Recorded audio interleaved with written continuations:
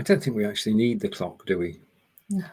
I'll turn the clock off, and then people can just see us. If I can find where to turn it off, that is. Okay, done it. It's a good Good start. afternoon. Welcome to Ask Angelika, Season 3, Episode 28. Angelika, where are we visiting today? Oh, hello, Stephen. Right, today we are going to visit a place beginning with T, because we had S last time. We did. And I hadn't actually thought of a place, but this is a request. Except the person who requested it can't remember it. Well, no, I can't. A couple of weeks ago, you may have heard the word Tübingen, or I don't know, but several weeks ago, you said to me, when we get to the letter T, can we visit Tübingen? Several weeks ago. That explains it. It was several weeks ago. And so I thought, yeah, okay. I don't know anything about Tübingen. Well, I know a few things now because I did some research, but before I did the research, I didn't know anything about Tübingen. So everything that you learn in a minute was new for me as well. Right. And we have hello from Chris. Hello, Stephen and Angelika. Hello. Excellent. Thank you. Welcome. And over to the agenda. I'm going to start with welcome to the broadcast. Now, to explain what happens in this broadcast, Angelika has put together 10 sentences about Tübingen. I shall read them out in German. Angelika will correct my pronunciation where needed, and then we'll translate them into English. And you can play along by reading the sentences out in German and then helping us to translate into English. Okay, so we've got 10 sentences about Tübingen, and if you want to know how to spell it, that's the correct spelling. Okay, so I've got that bit right. Yeah, okay. And on to the first phrase. And the first phrase is: Tübingen ist eine Universitätsstadt im Zentrum von Baden-Württemberg. Yeah, just remember, it's always a problem with words which are nearly the same. It's Universität, not right, Universität. Yeah. So Tübingen, Universität, but we have an extra S so we can pronounce it. Tübingen ist eine Universitätsstadt im Zentrum von Baden-Württemberg. Right, okay, Universität, State, Stadt, Tät. Okay, I'll get my tongue around it probably. It's Universität, that's the bit, and people forget. They look at the word and think, oh, it's university, and automatically say it in English. Yep. I know, that's because we're English. Right, translation. Tübingen is a university in the center of Baden-Württemberg.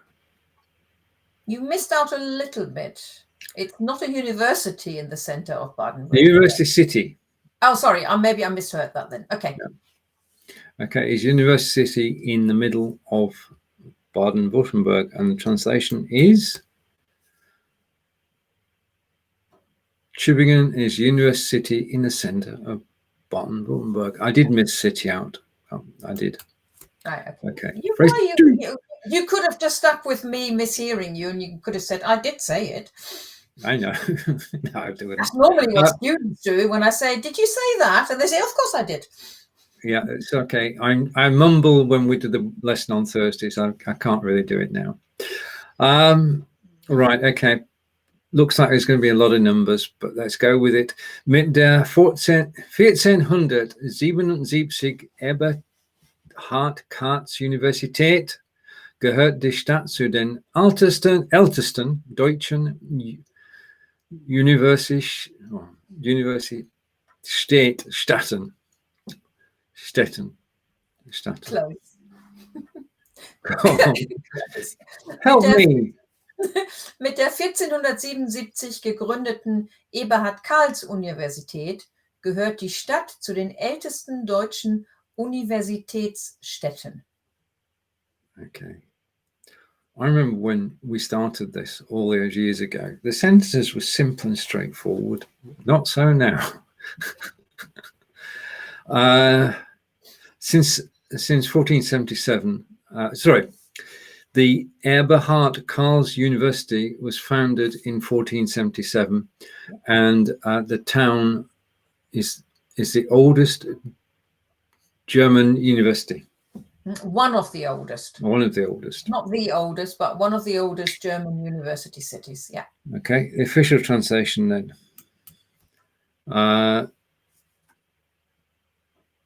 With the Eberhard Karls University founded in 1477, city is one of the oldest German university cities.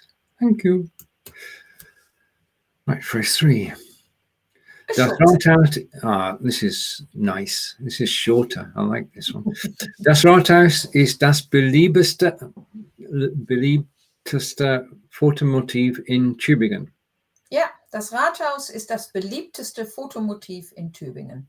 The town hall is one of the most Fotomotiv. I'm going to take a guess. Photographed, but yeah, that's not the. It would be it. Well, beliebteste is the most popular, right? And the most popular photo subject or photomotif, you could even translate it, in Tübingen. Right. So, yeah. Okay. And before we translate that, we say hello to Stephen. Oh, Guten Nachmittag, du beiden. Don't you think you look very much like Jürgen Klopp? Yes, yes. We know you're not Jürgen Klopp. Klopp. Oh, wait a minute. Hang on. We lost our place then. Okay, so the last sentence I mangled was Das Rathaus ist das beliebteste Fotomotiv in Tübingen, which translates as the town hall is the most popular photo subject in Tübingen. Now, going back to the town hall, that's Rathaus. Now, house is house. Mm-hmm. So how well, you don't need to give me the answer now, but I'm interested in how the town hall became it's called the Rathaus, but never mind. Well, you could be saying that the councillors are acting like rats, but that actually is nothing to do. Normally, the explanation. What students say to me. No, der Rat is the council. Ah, thank you. There we go. So it's a council house, basically.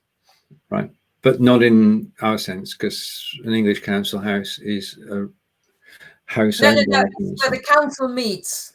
Not right. A council house. I just realised what I said there. Yes. Okay, no worries. Right, I'm going to phrase 4. Ein Wahrzeichen Tübingens ist die Stiftskirche zu St. Georg.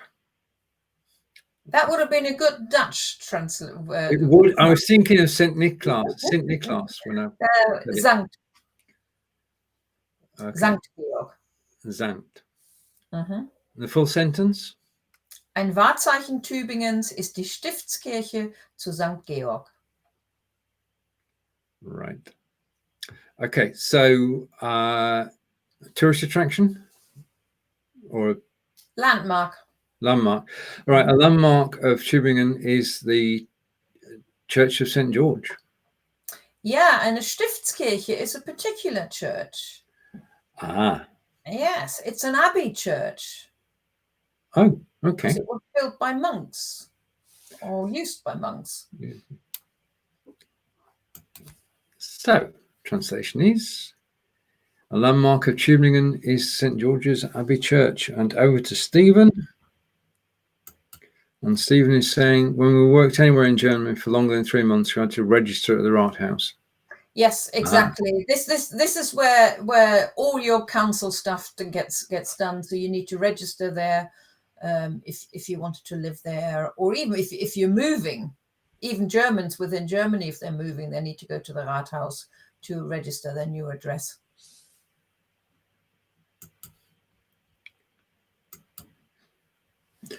Right. Phrase 5. Oh, wait a minute. Quick, go back to the Nobody will notice. I'll press the right button in a minute. Phrase 5. Jeden Sonntag wird 9 Uhr vom Kirchturm aus Turmmusik gespielt. Okay, if you use the 12-hour clock, then it's just 8:30 and you wouldn't need to say Uhr. Or you can say 8:30 Uhr. So, jeden Sonntag wird 8:30 Uhr vom Kirchturm aus Turmmusik gespielt. Jeden Sonntag wird 8:30 Uhr vom Kirchturm aus Turmmusik gespielt. Yeah. So you need to read the Uhr between the hour and the minutes, despite the fact it's written afterwards. Okay. So it would be 8:30 Uhr. 8:30 would have worked as well. Right. Every Sunday at 8:30, tower music is played from the church tower. Yeah. Okay, so let's confirm that.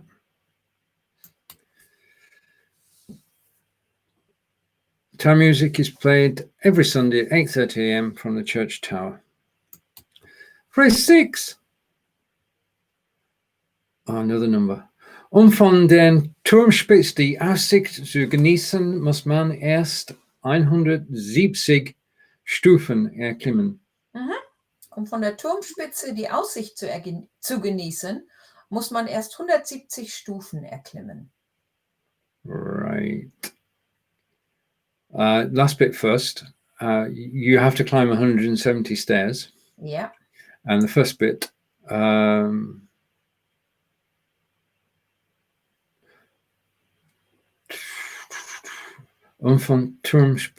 Turmspitze.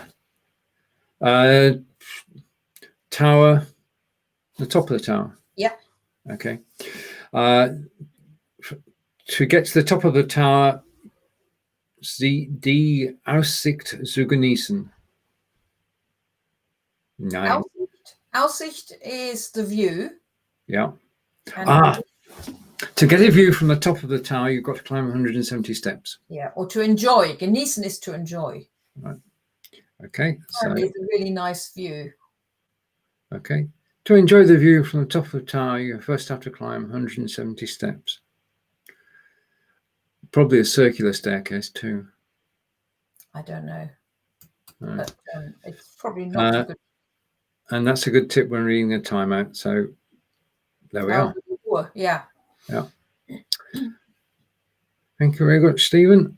And I think, because I always lose my place when I put a comment on screen. Right, so enjoy the view. So we're on to phrase 7 now. Are you keeping count? Von der Turm. Yeah, no, that's the next one. Yeah. Secret is Angelika's got post-it notes all over a monitor, and so she can't see me. I'm not here. No, I can see you, but I can see all the phrases, so I know what's happening next. So if we do get lost. Ein weiteres Wahrzeichen ist der Hölderlinturm am Neckar. Hölderlin. Ein weiteres Wahrzeichen ist der Hölderlinturm am Neckar. Right, another landmark is and that's its name, isn't it? The Hölderlin Tower. Hölderlin is the name, yeah. Yeah. On the Neckar. Yeah. River. Which is the river, yeah. Yeah. Okay. Official translation. Another landmark is the Hölderlin Tower on the Neckar. Now, I did try to get hold of photographs of the church and the tower, but we couldn't do that. So the photo behind me is where we are. Okay. It looks a bit summery there, not as cold. It does. Yeah. Right. Okay. So number 8.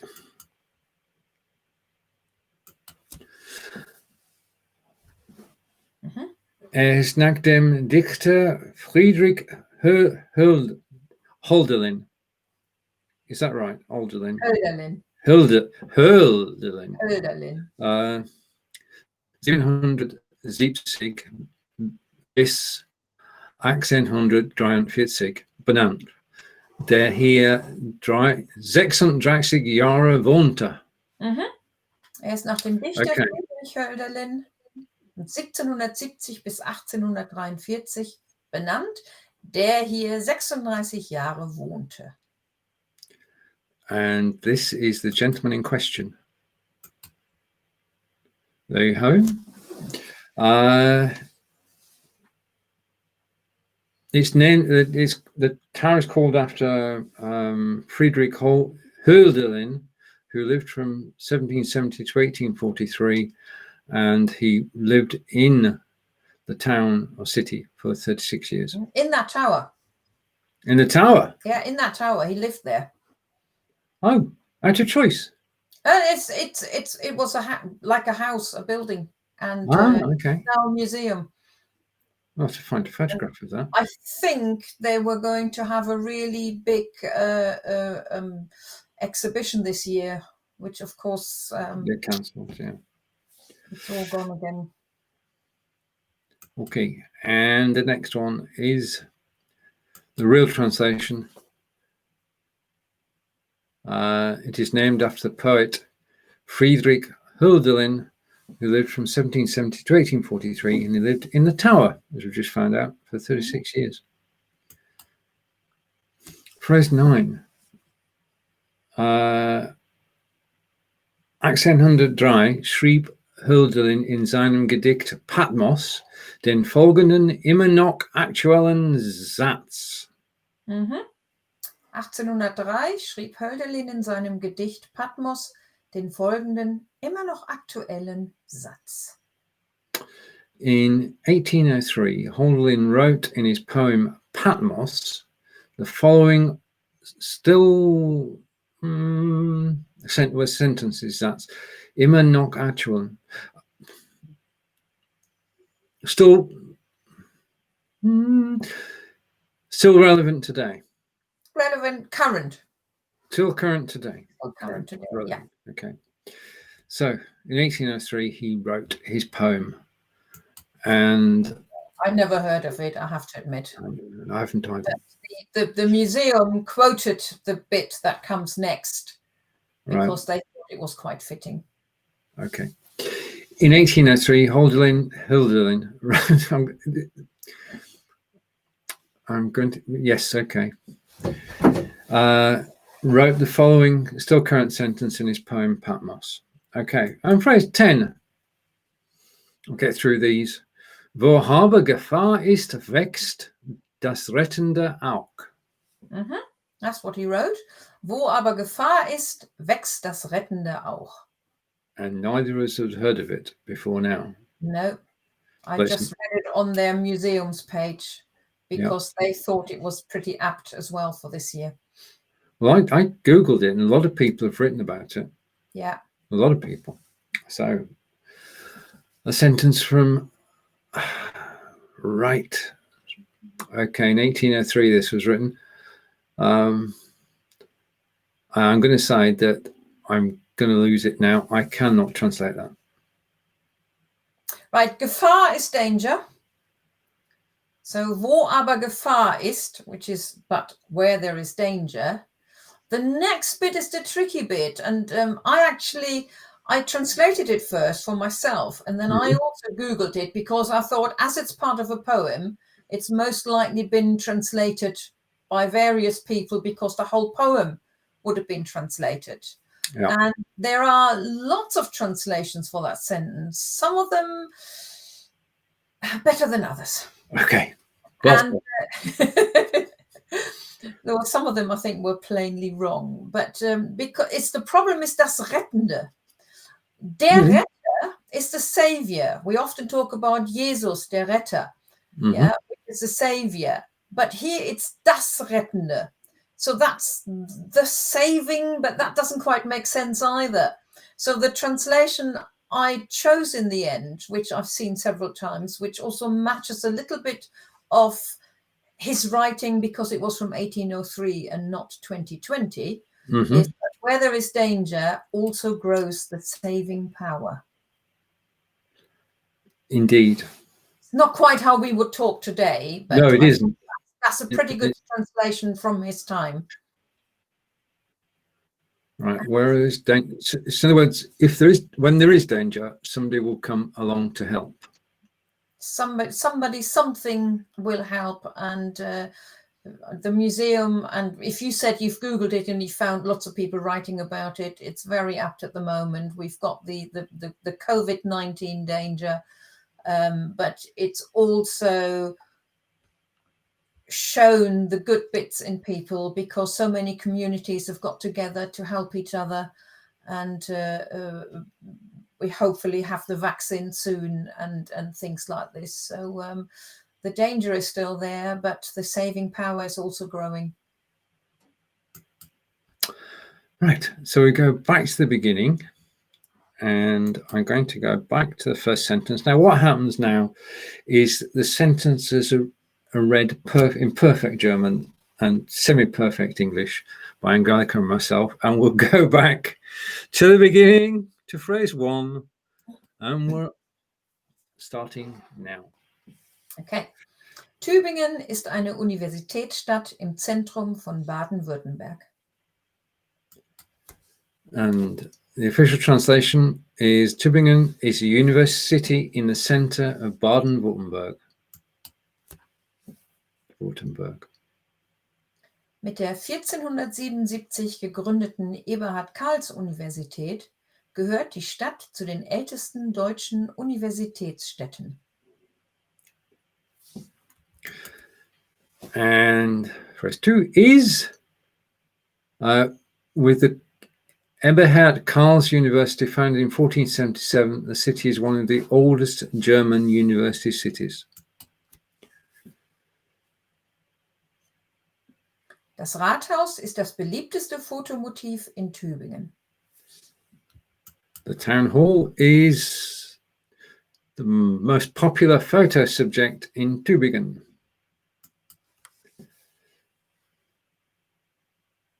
Ein Wahrzeichen Tübingens ist die Stiftskirche zu St. Georg.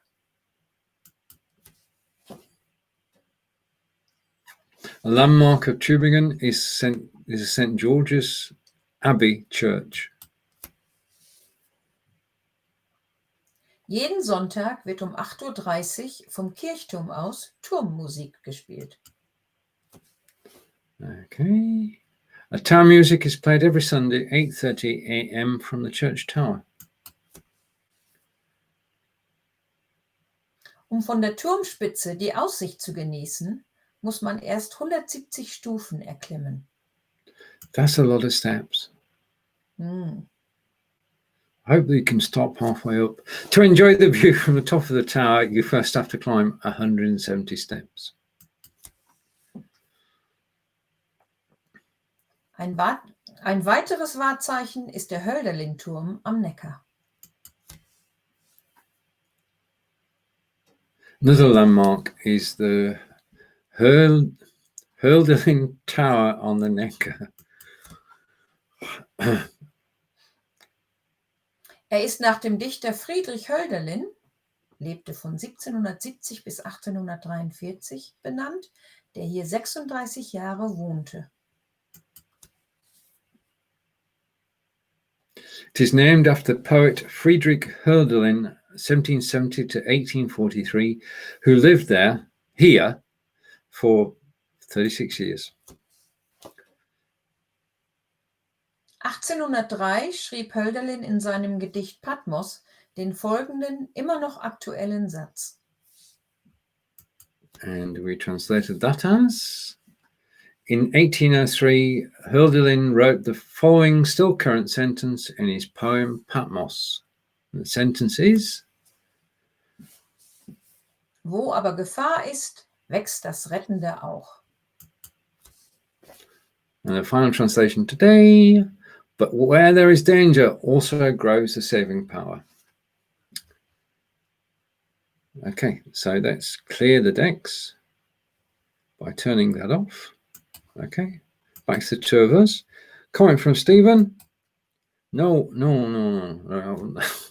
Stephen is saying, a perfect maxim for your teaching, Angelika, dearie. Well, it's dangerous getting it wrong. You're there to correct us. Well, I think we'll leave that on there for a moment. Just a minute. Ooh, Angelika, the saving power. There you are. Nice. Thank you. Okay, back to the two of us. Right. Okay. Angelika, when are we going to go live next, and where will we be visiting? Right, we'll be going to a town beginning with the letter U. Okay. I haven't quite decided yet, but I may choose one which also has a tongue twister with its name in it. Oh, that good. would be something different for you Does it have an umlaut in it? No.